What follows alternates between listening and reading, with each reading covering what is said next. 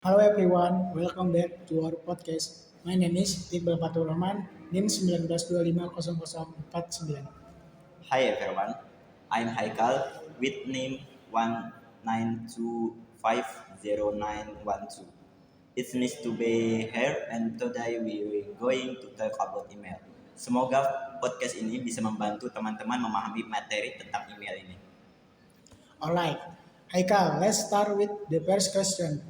What is email? Apa sih sebenarnya email itu? Uh, Email stand for electric mail. It's a digital communication tool that allows people to send and receive message to the internet. Jadi email ini adalah surat elektronik yang digunakan untuk mengirim menerima pesan secara online. Besides sending text message, we can also send documents, picture, videos, and many other files. Jadi email tidak hanya untuk chatting, tetapi juga digunakan untuk keperluan sekolah, kuliah maupun pekerjaan.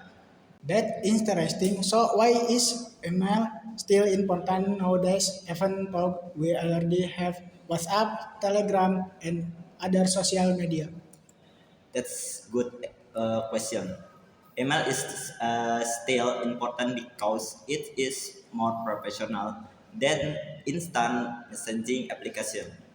Email biasanya digunakan untuk berkomunikasi resmi seperti mengirim tugas kepada dosen, melamar pekerjaan, atau berkomunikasi dengan perusahaan. Many websites also require an email address for registration and account verification. Jadi hampir semua orang sekarang wajib memiliki email. I see. Now, can you explain how email works? Gimana sih proses sebuah email bisa sampai ke penerima? Sure. First, we word or message in email application such as Gmail or Outlook. Setelah itu kita memasukkan alamat email penerima dan klik tombol send. The email is then sent through the internet to a email server. Mail server ini ibaratkan kantor pos digital yang menerima dan meneruskan email ke server tujuan. Finally, the recipients open their inbox and read the email. Seluruh proses tersebut biasanya hanya membutuhkan beberapa detik saja. Wow, that's really fast. Next question. What are the main parts of email? Apa saja sih bagian-bagian email? There are the main parts of email. The first one is header. Header contain information such as the sender, receiver, subject, and date. Jadi bagian ini berisi informasi dasar mengenai email. The second in is message body. This is the main content of the email atau isi pesan yang ingin kita sampaikan kepada penerima. The last one is signature, usually contains the sender name, position, or contact information. Namun bagian ini bersifat opsional, jadi tidak semua email memiliki signature. You mentioned the subject. Why is the subject important? Kenapa kita harus mengisi subject? The subject tells the receiver what is email is about. Dengan adanya subject, penerima bisa langsung mengetahui tujuan email sebelum membukanya. For example, if you want is assignment, you read assignment meeting 13 gitu. Dan begitu email terlihat lebih rapi dan lebih profesional. Sometimes I see two CC and BCC. Can you explain the differences? Soalnya masih banyak yang bingung dengan bagian itu. Of course, the two fight for the main lesson. Jadi orang yang memang menjadi tujuan utama email kita. The file stand for carbon copy. It allow used to send a copy of the email to another person and everyone can see or receive that copy. Jadi semua penerima bisa mengetahui siapa saja yang menerima email tersebut. Meanwhile, stand for blind carbon copy. It that's the same function as but the other receives cannot see who receives the email, jadi lebih cocok digunakan ketika kita ingin menjaga privasi penerima gitu. Can you give us an example biar teman-teman lebih mudah memahaminya? Sure. Image I want to send assignment to my lecturer. Saya akan menuliskan email dosen pada kolom to karena beliau adalah penerima utama. If my class leader also need a copy, I can put his email in the file. Tetapi kalau kalau saya ingin mengirimkan email ke banyak mahasiswa dan tidak ingin alamat email mereka terlihat satu sama lain, saya akan menemukan di sisi. Besides sending message, can we also attach files? Apakah email bisa digunakan untuk mengirim dokumen? Yes, absolutely. Email allows used to add many different types of files. Kita bisa mengirim file Microsoft Word, PDF, PowerPoint, gambar, video, bahkan file lainnya dengan sangat mudah. That's why email is widely used in school, universities, and workplace. Before we end this podcast, do you have any tips for writing a good email? Yes, I do. First, always word a clear subject. Kedua, gunakan bahasa yang sopan dan profesional. Third, check the received email address before sending. Selanjutnya, pastikan file yang Anda dilampirkan itu sudah benar. Terus, finally, read your email one more time before clicking the send button. Dengan begitu, kita bisa menghindari kesalahan penulisan maupun salah kirim email. Alright, Haikal. Thank you for the explanation. Today we have learned about what an email is, how it works, the parts of an email, and the differences between two sisi and B sisi. Menurut pembahasannya cukup lengkap dan mudah dipahami. Thank you, Iqbal. I hope everyone learn something new from this podcast. Semoga setelah mendengarkan podcast ini teman-teman jadi lebih memahami cara menggunakan email dengan baik dan benar. That's all for today podcast. Thank you for listening and see you in the next episode. Goodbye everyone. Have a great day. Bye. Bye. What's up guys? Welcome back to Textile Podcast bareng gua Haikal. Tempat kita ngobrol santai seputar dunia teknologi yang super relatable buat kehidupan mahasiswa sehari-hari.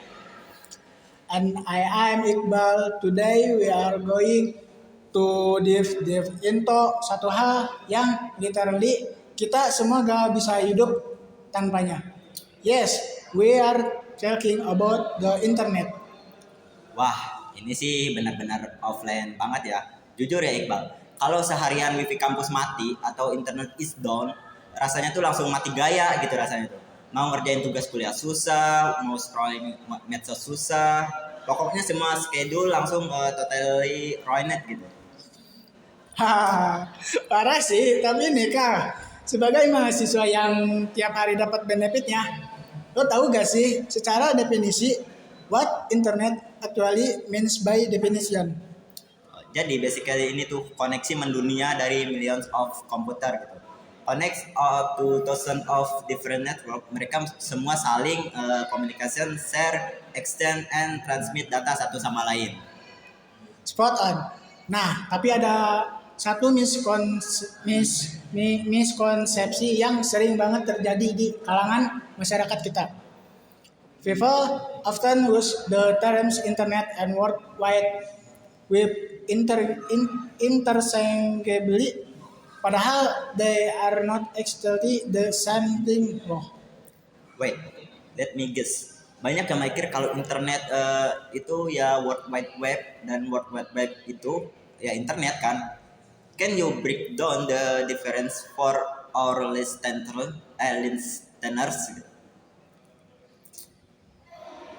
Jadi gini, internet itu adalah infrastrukturnya the Hugo Global Gateway Network is itself. Sedangkan WWW atau web itu adalah a global set of documents, images, and other resources logically interrelated by hyperlinks. Nah, protokol utamanya yang bisa kita lihat dari browser itu namanya Hypertext Transfer Protocol or HTTP. So the web is just on the hundred of communication protocols used on the internet. Oh, I get it now. Berarti internet itu kayak jalan tol raksasa gitu. Sedangkan World Wide itu it just one type of physical passing through the highway. Gila, keren banget sih analoginya. Actually, so a great analogy, Kak. Dan karena internet itu berupa jalan tol yang luas, otomatis there are many other internet service yang berjalan di atasnya selain www. Oh, really? Contohnya apa tuh? Coba share ini kita dong. Yang pertama ada FTP atau File Transport Protocol. Ini fungsinya to allow user to upload and download files from other computer. Terus ada juga EDI, singkatan dari Electronic Data Interchange. Fungsinya buat electronic transfer of data between companies over the internet. Jadi ini berguna banget buat urusan bisnis makro. I see. Terus kalau buat komunikasi harian pastinya ada email atau electronic mail kan? Yang biasanya kita pakai buat send and receive electronic message ke dosen pas mau ngumpulin tugas. Benar banget. Email is a classic but essential service. Selain itu, ada juga telnet atau terminal emulation yang allows user on komputer to log into a remote komputer dan jalanin software. Di sana seolah-olah lagi pakai komputer lokal. Sama satu lagi yang legendaris namanya IRC atau Internet Real Set. Wah, kalau IRC sih gua tahu. Tempatnya people connect over the internet to participate in discussion in real time. Orang-orang bisa langsung lihat apa yang kita ketik saat itu juga. Tapi kalau zaman sekarang kita mah udah move on nih pakai WhatsApp, Telegram atau Discord ya. True, teknologi keeps evolving. Tapi ada satu layanan lagi nih, which is very crucial for our survival as talent search engine. Wah, kalau ini sih the ultimate saver of GPA. If it's designed to search for information on the World Wide Web, hasilnya dipresentasikan dalam bentuk baris yang biasa disebut search engine result page or serve. Correct. Dan bedanya sama web directory biasanya yang di maintaining manusia. Search engines maintaining real-time information by running algoritma on a web crawl. Makanya datanya selalu up to date. Keren banget sih sistemnya. Tapi Iqbal, gue sempat kepikiran deh, how do these billions of computer send data to each other with getting lost? Gimana caranya paket data itu tahu alamat rumah komputer tujuan gitu? Nah, ini dia rahasianya. Kita harus pahami konsep internet address domain. Each computer on the internet is called an internet host or host machine. Dan setiap host machine itu punya special internet protocol address or IP address that unequally identifies that computer. Contohnya kayak 192, 168 dan 11. Wait, tapi kan angka-angka kayak gitu tuh susah banget diingat. Bayangin kalau kita mau buka web kampus terus mesti ngetik gitu, deretan angka random gitu, bisa keriting nih jari gua. And that is why we have DNS atau domain name service. Since numbers are asli for computer but default for humans. DNS ini berfungsi untuk translate alamat IP tadi into a text address that is easy to remember. Contohnya alamat IP rumit. Tadi ditranslate jadi domain name kayak Debs, Alverno, Edu. So it's basically like smartphone content list for the internet. Wow, that makes so much sense ya. Pantesan aja dengan sistem semudah ini. Overall, internet usage has seen tremendous growth over the years. Oh ya, tell me about the data. Jadi dari tahun 2000 sampai 2009 aja, the number of internet user global rose from 394 million to 1,858 billion. Terus pas tahun 2010 sekitar 22% populasi dunia ini udah punya akses ke komputer. Ditambah lagi ada 1 miliar Google Research setiap hari, 300 juta orang baca blog, dan 2 miliar video ditonton tiap hari di YouTube. Mind blowing, right? Itu data dari belasan tahun lalu loh. Imagine how massive and crazy the numbers are right now in this year 2026. Pasti udah berkali-kali lipat dari itu. Parah sih. We are literally living in the peak of digital era. Nah, berhubung durasi video ini kita udah mau habis, let's do a quick evaluation from the module exercise. Gue yang nanya lo yang jawab ya Iqbal. Ready? Let's go silent expert. Pertanyaan yang pertama, apa bedanya web browser sama search engine yang sering bikin mahasiswa keliru? Easy. Web browser are the software buat buka halaman web. Contohnya kayak Chrome atau Firefox. Sedangkan search engine itu adalah sistem pencari informasi di dalam web. Contohnya kayak Google atau Yahoo. So, don't get mixed up guys. Mantap banget. Pertanyaan terakhir nih, apa sih fungsi utama dari DNS atau Domain Name Service? Fungsinya untuk menerjemahkan host machine numerical IP address into a readable domain name service address for human AS. Awes dong, fix sih lo bakal nilai A pas ujian ini. Oke teman-teman, dengerin semuanya. That's all for source discussion today seputar internet dan layanan. Semoga bermanfaat buat kalian yang lagi nugas atau dengerin ini sambil rebahan.